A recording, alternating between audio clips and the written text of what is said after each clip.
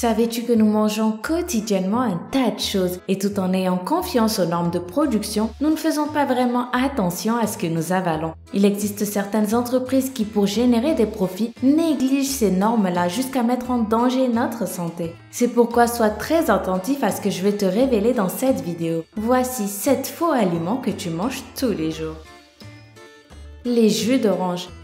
Malheureusement, le jus d'orange est l'un des aliments trafiqués les plus flagrants qui existent. En effet, 70% des jus en bouteille ne respectent pas la teneur minimale de fruits exigée. Cette teneur est plutôt remplacée par des sucres, des édulcorants et des colorants, ce qui le transforme en un cocktail de substances chimiques. Burk. Les principales entreprises de production de jus d'orange traitent avec des sociétés d'arômes pour leur fabriquer des substances aromatisantes applicables aux jus qui peuvent être conservés pendant une longue durée. Fais le test avec un jus d'orange de McDonald's. Pendant plusieurs jours, il gardera toujours le même goût. Voilà pourquoi si tu veux un jus d'orange naturel, je te conseille de presser toi-même les oranges. Le caviar. Pour clarifier les choses, laisse-moi te dire que le caviar traditionnel, l'un des mets les plus fins du monde, provient des œufs d'esturgeon, un poisson qui vit exclusivement dans des fleuves débouchant sur la mer Caspienne et la mer Noire. Par ailleurs, l'excès de pêche et de contamination font qu'il est très rare de trouver du caviar authentique. Ainsi, de nombreuses personnes recourent au caviar dit américain, qui est beaucoup moins cher et qui ne provient pas des œufs d'esturgeon. Il provient plutôt des œufs de certains poissons comme le poisson-feuille, le poisson castor ou le saumon. Le wasabi.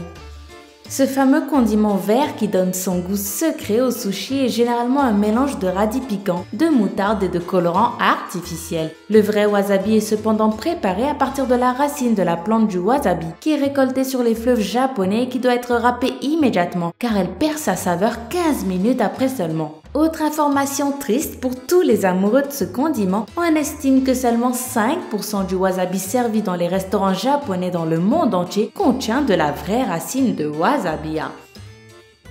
Le chocolat blanc.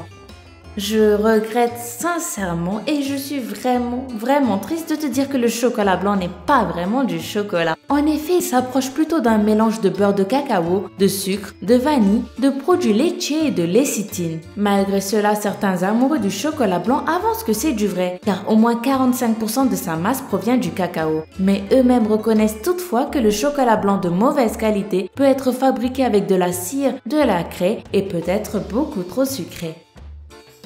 Les Pringles.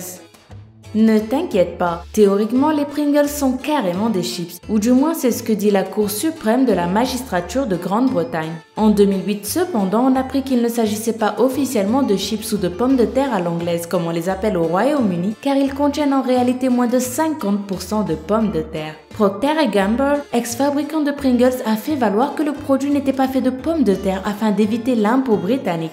Alors, qu'y a-t-il vraiment dans des Pringles? Tu seras surpris si je te dis la réponse. Il y a un peu de riz, du blé, du maïs et des flocons de pommes de terre éclatés. Et le tout présenté aux consommateurs avec l'emblème caractéristique de l'entreprise. Tout simplement. Je ne crie pas à l'arnaque, mais là je vous garantis que je suis à 2 doigts. Allez, passons à autre chose.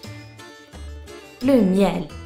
D'abord le chocolat blanc et maintenant le miel. Une recherche faite par une étude alimentaire a montré que le miel figure parmi les aliments qui trichent sans qu'on le sache. En effet, en 2013, on a appris que le miel provenant de Chine était falsifié. Il s'agissait dans certains cas d'un mélange d'édulcorants, d'antibiotiques et de pesticides. Et le pire dans tout cela, c'est que ce miel était vendu à plusieurs pays. Ah, ils sont fous ces Chinois!